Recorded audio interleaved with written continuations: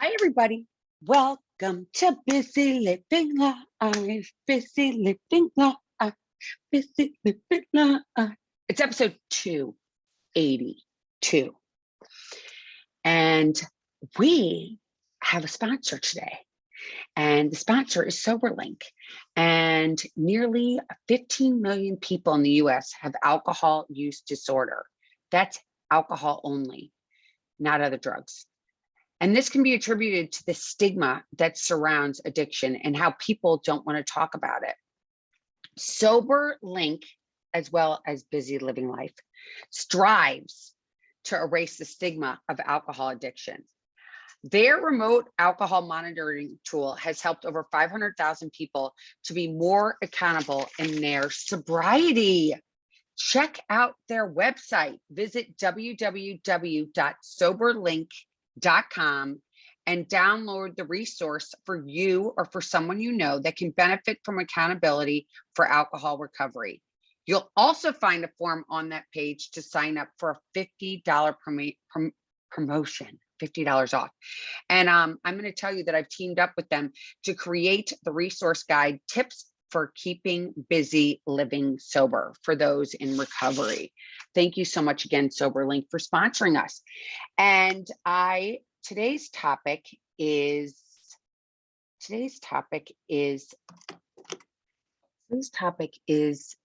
forgiveness. And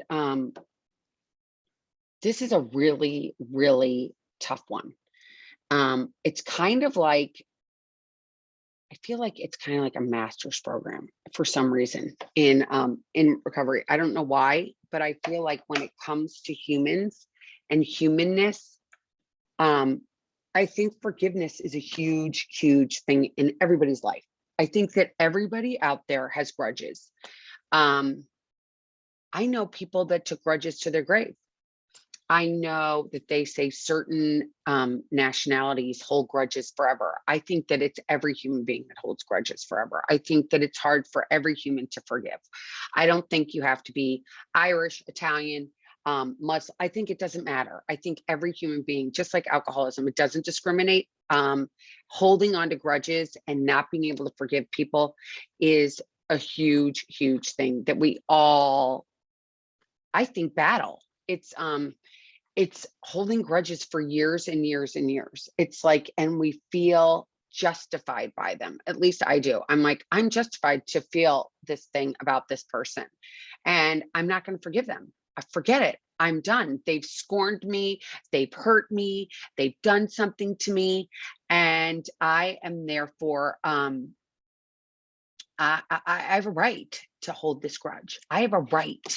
I have a right to feel the way I feel, and I'm gonna hold on to this forever and ever, and I'm done, and screw it. I'm done. I'm holding on to this, and I'm pissed off, and I'm going to be pissed off, and I'm going to be pissed off for a long time because that person did this to me. That's when we're justified, when we actually have a reason to be mad at somebody. I think that's even the hardest. You know what could be even harder is that when we're mad at people for things we assume they did, that we make up kind of in our heads. We're like, this person feels this way about me, when we have no idea how actually the person's feeling about us. But we assume because they react some way in a text message or in a phone, or in a voicemail. I think the best is the text message. The text message response that then gets us to be angry and resentful, and then be mad at a person and not understand, like, okay, they said this in this text message, and now I'm mad at them, and I'm going to be mad at them for a really long time because they responded this way in the text message, and I wanted them to respond a different way. And now I'm mad and I'm not talking to them anymore. They are no longer my friend.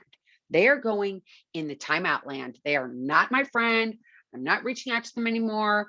I've taken them off my list of people to talk to. They're off the party list. They're off the Christmas card or holiday card list. They're done. They responded in a way that I didn't like. They're done. And that's like in some ways, I think for myself, that's like the worst way. Like I get mad at like to get mad at somebody over a text message response is kind of crazy because it's just words on your telephone. Literally, I'm holding up my phone, and if somebody texts you and they respond some way, you assume that it's bad. And why do we assume that? Because we don't feel good about ourselves inside, right? It's about us, how we feel on the inside. So if I feel like shit and somebody sends me a response that I don't like, then I have a reason to have a resentment. And then I have I think it all boils down to like un unreasonable expectations. When we have unreasonable expectations of what we want from someone else, that can build in us a reason to not like that person, to have a resentment, and then to hold a grudge. And we hold this grudge, and it's like we hold on to a grudge, and it's like we're the one that's holding the really hot rock, right? Or the really crazy thing in our hands, and the other person has no idea. But we're sitting here all furious and mad, and it's inside of us, and it's the stress that we can feel all over, especially in our backs. I know my upper back, my shoulders, I feel it all over the place. I'm just mad. I'm just angry. I've got every reason to be mad. I'm gonna do it. And today, I feel like in today's world, there's so much to be angry about, right? There's so many people to be mad at, especially if you don't believe the same things I believe. Then definitely we're not friends anymore. I'm going to stop talking to you. I'm going to unfriend you on social media. I'm done. I don't care. I'm not talking to you again. It's over. You don't believe what I believe. So now we have a line in the sand. We're no longer friends. Let's be at war. Urgh. Everybody's like, "Urgh." I had this total unreasonable expectation when it was going to be 2022. And I was going to be like, okay, this world's amazing now. It's going to be the best year ever. I'm going to just have the best year. It's going to be great. Well, it hasn't been so far. And I feel like a lot of people have felt that way. They're like, oh my gosh, this year's been really a lot tougher than I thought it was going to be. And it's true. It's so much harder. But I had these unreasonable expectations that I thought it was going to all be great because of this thing or that thing. I thought this was going to be the year that everything was going to be perfect. And it hasn't been that way.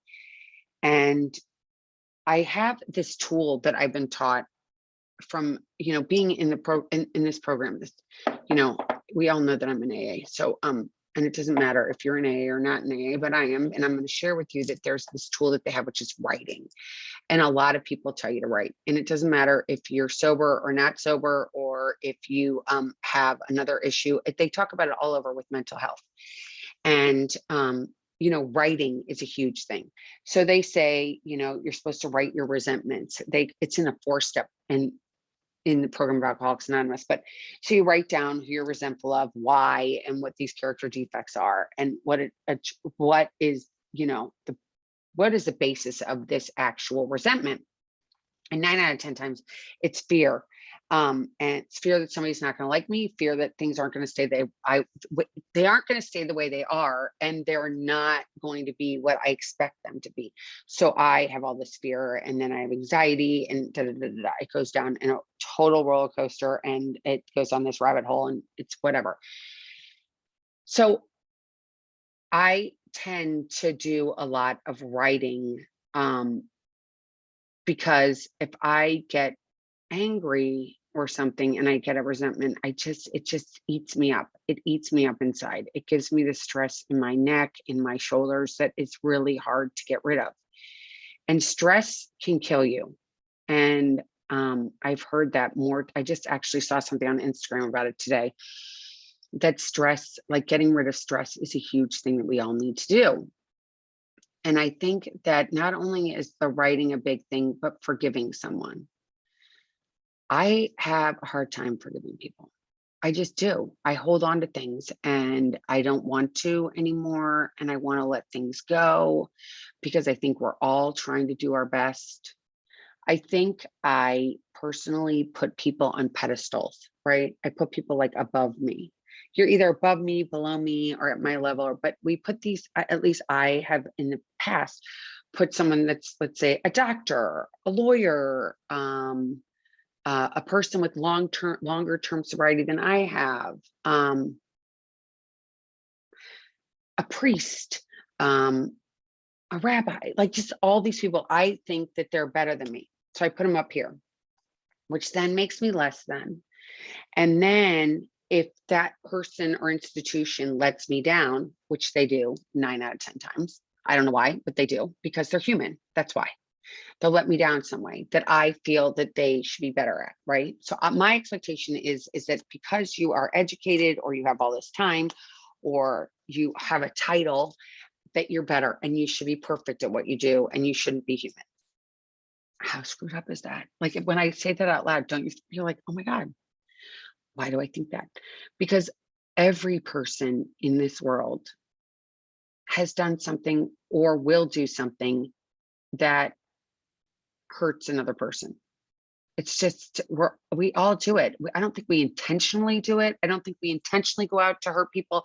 I don't think we intentionally go out to create hostility. I don't think we intentionally go out to force just to be angry and to be resentful. I don't think we do that. I don't think we intentionally go out there I don't think we sit out and say, I'm going to have unreasonable expectations of this person. I think only after the fact can we recognize it and say, oh my gosh, my expectations for this person were so high. And why would I do that to somebody? Because that's just setting this up for total disaster. Because when in doubt, every person is going to let us down in some way. Everybody does. We let ourselves down all the time. I know that forgiving others, for me, I can, a lot of people I can really, especially people that aren't in my family, anybody on the outside, I tend to be able to pretty much, I can forgive them easily. And but when it comes to family and myself, not so much, not so much. I don't forgive myself. I carry around the tapes of yesterday that I'm less than. As I mentioned earlier, I compare myself. Am I bigger than them or am I smaller than them? It's never that we're just right at the same level. And that judgment I have is what gets in my way all the time. My ability not to forgive myself, and somebody told me a long time ago, like God forgave us because God's loving, right? So he's supposedly the biggest thing. The universe, you can say the universe forgave you if you don't believe in God, but I say God, I say Jesus, he forgave me. So where do I get off not forgiving me? And that, my friends, is the humanness. That's the humanness, that I don't forgive myself. I don't take the time to forgive myself. I don't take the time to identify what it is I don't forgive about myself. And I don't write it down and talk to somebody about it. I talk to friends about it. I actually talk to paid people, a therapist about it. And I can forgive myself one morning, and then by the afternoon, my old thoughts come in. And I haven't had a drink in 15 and a half years, but I still have that thinking. And I don't know if it just pertains to alcoholics. I think it pertains to everyone. This thought of, I'm not enough. I'm not being a good enough mom. I'm not being a good enough wife. I'm not being a good enough neighbor. I don't do enough. Everybody else is doing all this stuff. Why aren't I doing it? Oh my God, it's because I'm a loser. I don't have enough money. I'm not pretty enough. I'm not skinny enough. I drank too much. I can't drink anymore. So now I'm not good. I'm not good because I don't drink anymore. So I can't fit in with that group. So see, I'm a loser. And then I'm not going to forgive myself. And it perpetuates and perpetuates and perpetuates day in and day out.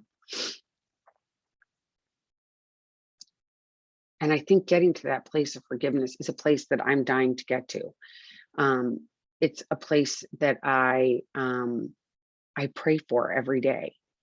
And especially now, it's like, this is the year of forgiveness. Last year for me was a lot about judgment. I didn't want to judge. I didn't want to judge. I didn't want to judge. I'm like, how am I to judge? How am I to judge? And I thought about that a lot last year. In the year of 2022, it's for me forgiveness. How am I going to forgive myself? And how am I going to forgive other people? We have this book, it's called Alcoholics Anonymous, and I just like to share it with you because I know a lot of, I don't know if all my listeners actually have this book or even have read this book, but I had never really paid attention to this, but a friend of mine pointed it out to me, and it's on page 66 in this book. And it says in here, there's a prayer, and it says, how can I be helpful?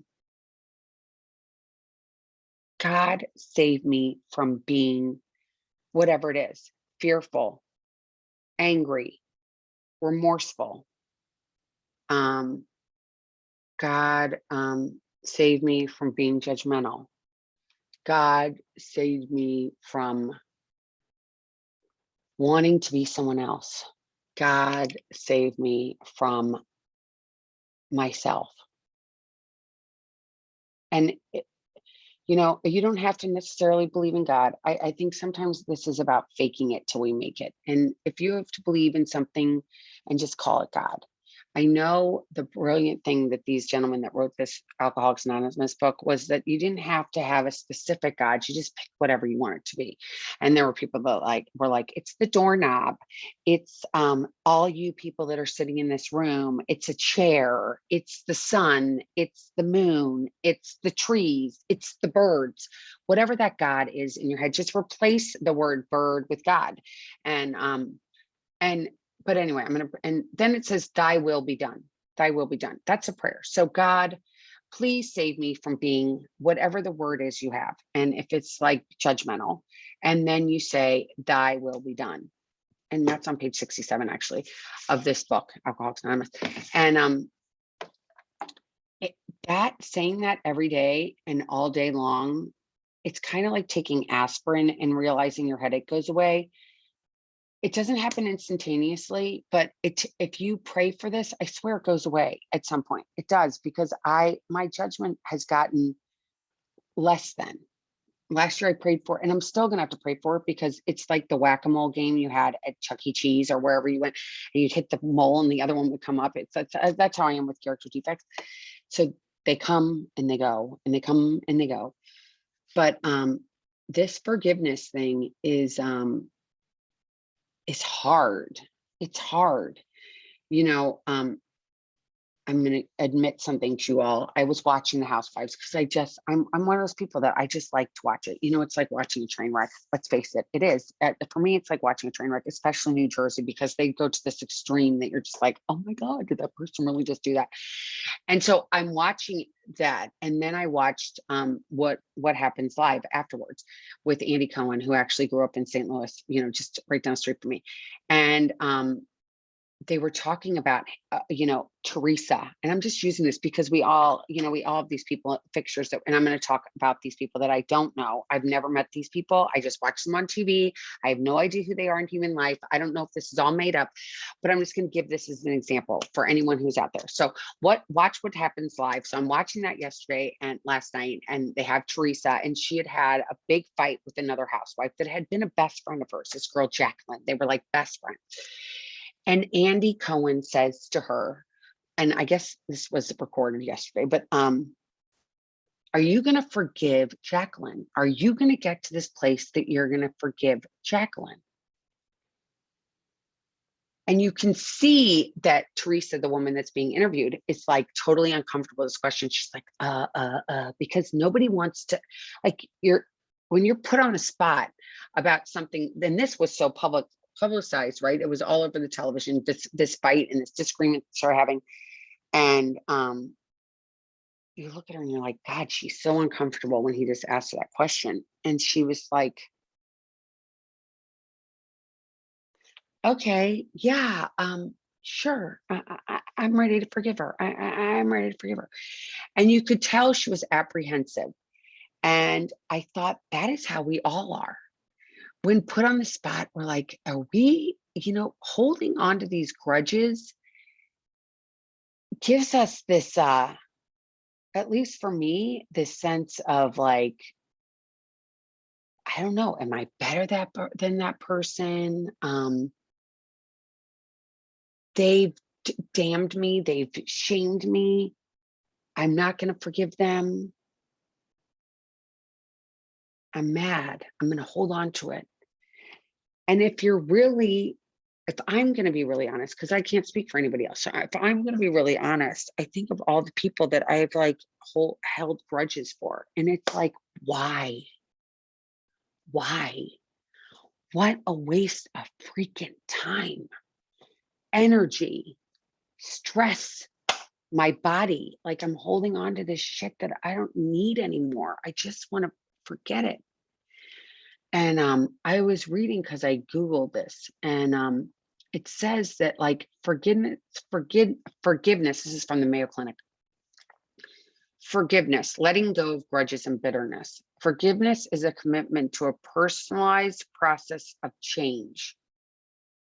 To move from suffering to forgiveness, you might recognize the value of forgiveness and how it can improve your life, and identify what needs healing and who needs to be forgiven and for what. And then it says, consider joining a support group or seeing a counselor. And then Wikipedia's definition of forgiveness in a psychological sense is the intentional and voluntary process by which one who may initially feel victimized undergoes a change in feelings and attitude regarding a given offense and overcomes negative emotions such as resentment and vengeance. And it's so funny because it said in that Mayo Clinic thing that, you join a group. I joined, as you all know, I joined my support group's AA, and I do see a counselor at times too. But getting to this place of forgiveness is so imperative. It's like we're all trying to do our best here. And holding on to this stuff is going to make us sick or keep us sick. It's not going to give us an ability to feel free. It's going to keep us sick, right? And no one on this planet is perfect. No president is perfect. No priest is perfect. We've learned that through time. No one is perfect. So holding on to this just keeps us sick. It's like holding on to the hot coal in our hand and praying that somebody else is going to change when it's us that has to change. I have to change. I have to change. It's not fun changing. As human beings, we hate change. At least I do. I hate change. I hate it. I hate it. I hate it. And I've been going through so many changes. I don't know if anybody can relate to this, but like I've recognized that for the past 3 years, my life has been hard. And I was talking to my girlfriend the other day about this, and she's like, "What's so hard?" And I'm like, "I'm sad. I'm just so sad." And she's like, "Why are you sad?" And I'm like, my job as a human was raising my kids. That was it. My kids were my life. I did everything for my kids. I didn't miss a sporting event. It was all about them, cooking dinner, doing the dishes, doing laundry, making sure people go to bed, making sure people get to school on time. And when my last child left and went to college, it was like a part of me walked out the door. And I haven't been able to really identify it. And I've tried to meet different friends, and I try to do this, and I try to do that, and I try to do this, and I try to do that, and nothing fixes this hole inside of me. This sadness, this feeling of like, oh my gosh, they're gone. Now what? Now who am I going to be? What am I going to be? Who? La, la, la, la, la. And coming to that conclusion and talking about it with a friend gives me a sense of peace, because you know what she said back to me? She goes, I totally get it. I felt the same exact way. I remember how hard it was. And that gave me this sense of validation, like, oh my gosh, I'm not so crazy. Um,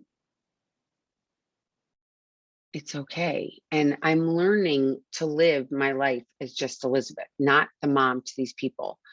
And I mean, obviously, I'm still their mom, and still they come back to me. I mean, at this point, I've had one of them that keeps calling in during this podcast. I'm ignoring him, but I've made some friends that I expected to be a certain way and they weren't. And then I walked away from them. And I walked away from a lot of friendships. And I walked away from a lot of people. And it was all about me. It wasn't about them. I had expectations of what I wanted these people to be like.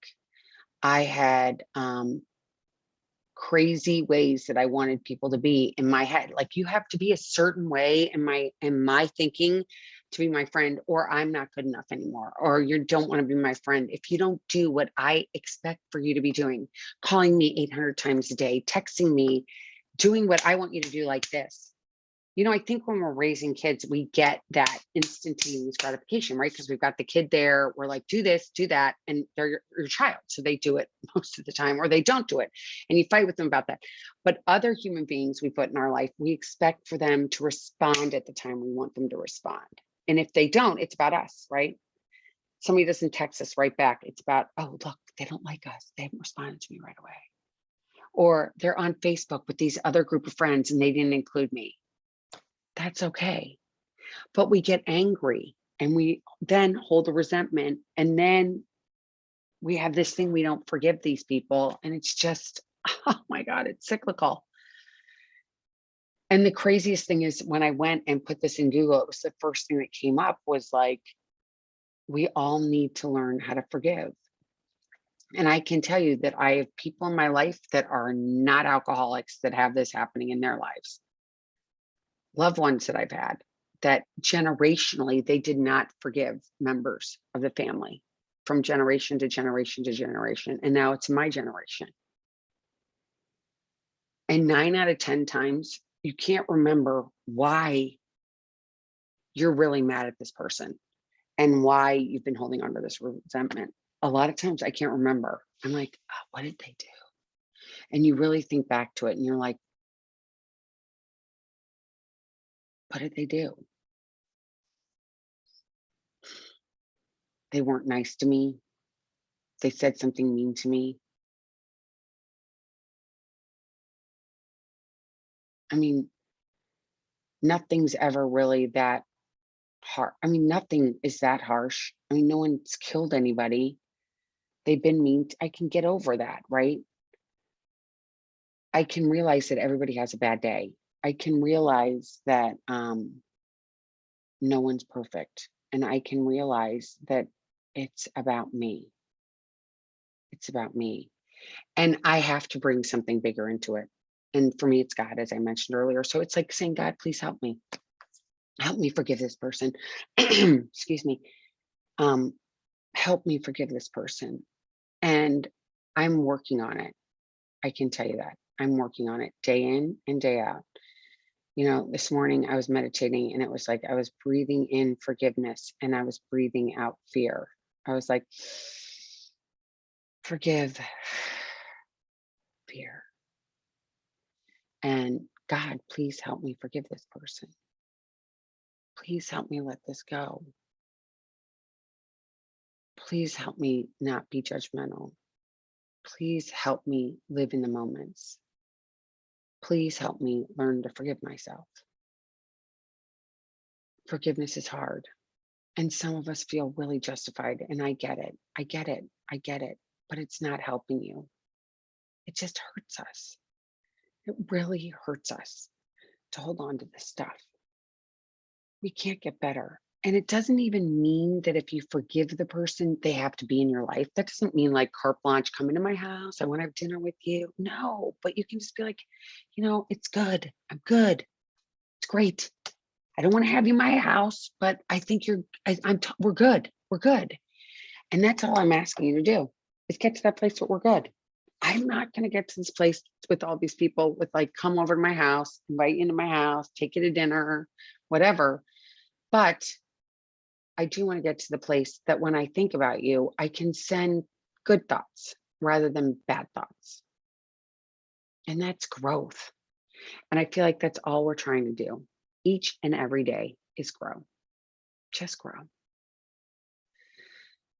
So if you have any thoughts on this forgiveness thing, let me know. You can always reach me at Bizzy, Bizzy, at busylivingsober.com, because I haven't gotten rid of that email address. I also have, if it's easier, you can email me at Elizabeth, Elizabeth, at elizabethchance.com. And know that you are not alone. We are all trying to battle this thing called life. Hence, I renamed the podcast to Busy Living Life. But remember, you're not alone. You can reach out to me. I promise I will respond. I respond all the time. And let's just try to have a better day, and realize we're all trying to have a better day. And sometimes it's rule 62. We can't take ourselves too seriously, right? We want to have a good day. Laugh at yourself today. Have fun. Put on your favorite music.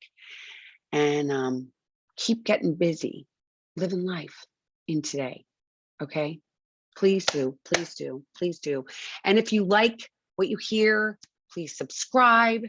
Tell your friends to subscribe. Share this with people if you feel like you want to. And realize you're not alone.